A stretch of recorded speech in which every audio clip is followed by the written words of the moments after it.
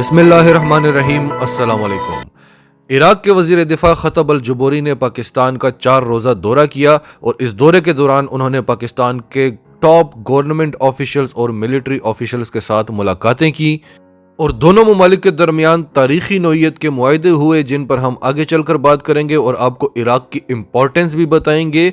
Pakistani media से इस दौरे को कोई ख़ास कवरेज नहीं मिली, लेकिन भारत से काफ़ी चीखों पुकार सुनाई दे रही है और उसकी वजह भी आपको बताएंगे। तो डिटेल्स में जाते हैं उससे पहले अगर अभी तक आपने हमारा चैनल सच टीवी सब्सक्राइब नहीं किया तो इसे अभी सब्सक्राइब करें और बेल आइकन पर क्लिक करें ताकि हमारी आने वाली वीडियोस आपको वक्त पर मिलती रहें। इराक के डिफेंस मिनिस्टर जुम्मा एनात सदून ख़तब अल-जुबैरी 4 रोज़ा दौरे पर पाकिस्तान आए हुए थे।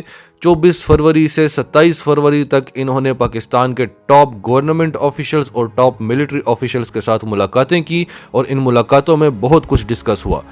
प्रेसिडेंट आरिफ अलवी ने मुलाकात के दौरान इराक के वज़ीर दिफ़ा को यकीन दहानी कराई कि पाकिस्तान इराक की फ़ौज को बाकायदा ट्रेनिंग देगा और इराक में जंग की वजह से जो नुकसानात हुए हैं, पाकिस्तान इराक में ह्यूमन रिसोर्स डेवलपमेंट और इंफ्रास्ट्रक्चर डेवलपमेंट में इराक की भरपूर मदद करेगा। इसके अलावा उनकी मुलाकात हमारे chief of army staff general Qamar Javed Bajwa के साथ GHQ में हुई, जहां पर जनरल कमर जावेद बाजवा ने भी इराक के वज़ीर दिफ़ा को पूरी यकीन दहानी कराई कि पाकिस्तान अपनी हर मुमकिन कोशिश करेगा इराक के दिफाई निज़ाम को मजबूत से मजबूत तर बनाने में, ख्वाह वो फौजी ट्रेनिंग हो, दिफाई असलहा हो या जदीद तरीन असलहे की फराहमी हो। इसके अलावा उनकी मुलाकात जनरल नदीम रज़ा और दूसरे टॉप मिलिट्री ऑफिशियल्स के साथ भी हुई। शाह महमूद कुरैशी के साथ भी उनकी मुलाकात हुई और डिफेंस प्रोडक्शन की मिनिस्टर जुबैदा जलाल के साथ भी हुई। जुबैदा जलाल दिफाई पैदावार की वफाकी वजीर हैं और इनके साथ मुलाकात के बाद ये बात भी वाज़ेह हो गई कि अब इराक पाकिस्तान से असलहा भी खरीदेगा। पाकिस्तान इस वक्त सिर्फ JF-17 थंडर तैयारे ही नहीं बल्कि हर तरह के असलहे की फरोख्त के लिए आलमी मंडी में अपना नाम बनाने की कोशिश कर रहा है और बेहतरीन असलहा कम कीमतों में इस वक्त दुनिया के कई ममालिक को फरोख्त कर रहा है। इसके अलावा पाकिस्तान ने दुनिया के कई ममालिक को फौजी तरबियत भी दी है और ख़ास तौर पर सऊदी अरब और UAE की जो फ़ौजें हैं वो तो टोटली डिपेंडेंट हैं पाकिस्तान पर, लेकिन पाकिस्तान ने कभी भी उनको डिक्टेट करने की कोशिश नहीं की, उल्टा वो हमें डिक्टेट करते थे क्योंकि हम सऊदी अरब से उधार तेल लेते थे।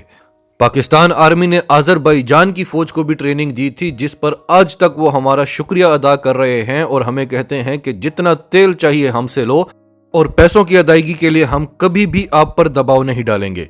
अब इराक की अहमियत आप देख लें। इराक का शुमार दुनिया की टॉप ऑयल प्रोड्यूसिंग कंट्रीज में होता है। इराक में दुनिया के 5वें बड़े क्रूड ऑयल के ज़खायर मौजूद हैं और इराक दुनिया का 3रा बड़ा ऑयल एक्सपोर्टर है। इराक ईरान जंग से पहले इराक दुनिया का 2रा बड़ा ऑयल एक्सपोर्टर था, लेकिन अब भी वो दुनिया का 3रा बड़ा ऑयल एक्सपोर्टर है। इसके अलावा इराक में 112 ट्रिलियन क्यूबिक फीट गैस के ज़खायर मौजूद हैं, 112 खरब क्यूबिक फीट।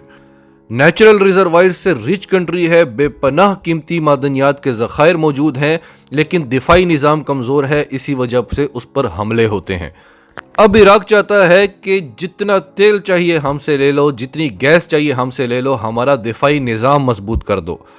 अब इंडियन मीडिया, जिसे प्रोपेगेंडाज मीडिया भी कहते हैं, गोदी मीडिया भी कहते हैं, फेक मीडिया भी कहते हैं, वो इस पर क्या फेक प्रोपेगेंडाज कर रहा है कि पाकिस्तान इराक वार में कूदने की कोशिश कर रहा है, बल्कि पाकिस्तान इराक वार में कूद चुका है, जबकि वार वहाँ पे ओवर हो चुकी है। हम वहाँ पर अमन की बात कर रहे हैं, हम वहाँ पर इंफ्रास्ट्रक्चर की डेवलपमेंट की बात कर रहे हैं, ह्यूमन रिसोर्सेज की डेवलपमेंट की बात कर रहे हैं और उनके दिफाई निज़ाम को मजबूत करने की बात कर रहे हैं।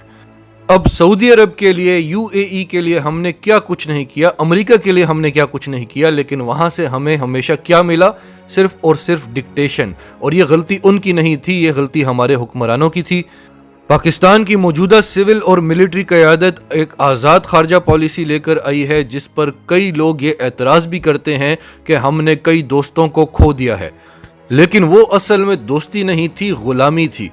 सऊदी अरब और पाकिस्तान के ताल्लुकात में ज़्यादा फ़ायदा सऊदी अरब को होता था। पाकिस्तान हर वक्त उसकी बैक पर खड़ा हुआ था। पाकिस्तान सऊदी अरब को सिक्योरिटी देता है, लेकिन सऊदी अरब से डिक्टेशन लेता है। अब कतर के साथ आप देख लें, हमने LNG मुआहिदा किया, उसमें किसको फ़ायदा हुआ? कतर को फ़ायदा हुआ। لیکن الٹا ہم احسان مند ہیں قطر کے، کیونکہ ہمارے چند افراد کو ایسے معاہدوں سے فائدہ ہوتا تھا۔ اب اس معاہدے کو عمران خان گورنمنٹ نے رینیو کیا، اب جا کر پاکستان کو فائدہ ہو رہا ہے۔ تو اس قسم کی دوستیاں ہمیں نہیں چاہیے جہاں پر ہمارے امیر دوست ہمیں ڈکٹیٹ کر رہے ہیں۔ افغانستان، ایران جیسے دوست جو ہیں وہ ہم پر دہشت گردی کے الزامات لگا رہے ہیں۔ اب ہماری دوستی ہے روس کے ساتھ، ایک بہت بڑی طاقت ہے، اس کے ساتھ ہم برابری کی سطح پر دوستی رکھتے ہیں، برابری کی سطح پر بات کرتے ہیں۔ چین کے ساتھ ہماری برابری کی سطح پر ہمارے اس کے ساتھ تعلقات ہیں، دنیا کی بڑی طاقت ہے۔ ترکی کے ساتھ، ملائیشیا کے ساتھ، آذربائیجان کے ساتھ اور جتنے بھی ممالک ہمارے دوست بن رہے ہیں، اب ان کے ساتھ ہماری برابری کی سطح پر دوستی ہے۔ پہلے جو دوستیاں تھیں وہ دوستیاں نہیں تھیں، چاروں طرف سے پاکستان کو کچلا جا رہا تھا۔ ناظرین، آپ کا اس سب کے بارے میں کیا کہنا ہے؟ کمنٹس میں اپنی رائے کا اظہار کرتے رہیں، اور اگر آپ ہمارے چینل پر نئے ہیں تو ابھی سچ ٹی وی کو سبسکرائب کریں، سچ ٹی وی فیملی کا حصہ بنیں، اور ہماری ویڈیوز پسند آئیں تو انہیں لائک کریں، شیئر کریں، تاکہ زیادہ سے زیادہ پاکستانیوں تک یہ میسیجز پہنچتے رہیں۔